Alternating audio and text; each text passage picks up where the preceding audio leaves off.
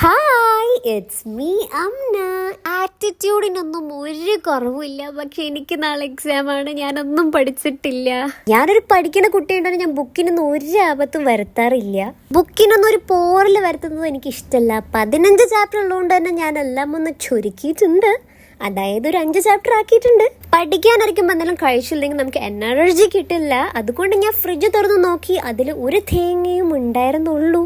ഒരു ടിപ്പിക്കൽ മലയാളിന്റെ വീട്ടിലെ ഫ്രിഡ്ജിൽ കാണുന്ന എല്ലാ ഐറ്റംസും നിങ്ങൾക്ക് കാണാൻ പറ്റും. പഠിച്ച് ഇതേപോലെ ഒരു ഉയരത്തിലേക്ക് എത്താനാണ് എൻ്റെ ഒരു ആഗ്രഹം. ഫൈനലി നമ്മൾ തപ്പിയ സാധനം കിട്ടിയിട്ടുണ്ട്. ഇത് കഴിച്ചു കഴിഞ്ഞാൽ നല്ല ഓർമ്മശക്തിയും ബുദ്ധിശക്തിയും നല്ല എനർജിയും കിട്ടുമെന്നാണ് ഞാൻ കേട്ടിട്ടുള്ളത്. അങ്ങനെ കുറച്ചധികം ഞാൻ വാരി എടുത്തിട്ടുണ്ട്. അങ്ങനെ നമ്മൾ പഠനം ആരംഭിക്കാനായപ്പോഴാണ് ഞാൻ ശ്രദ്ധിച്ചത്, എൻ്റെ ഫേസിൽ പുതിയ അതിഥി വന്നിട്ടുണ്ട്. ബുക്കിൻ്റെ ഉള്ളിൽ നോക്കിയിട്ടൊന്നും അങ്ങോട്ട് തലയിൽ കയറുന്നില്ല. എന്നാൽ പിന്നെ കുറച്ച് റെസ്റ്റ് എടുക്കാമെന്ന് വിചാരിച്ചു.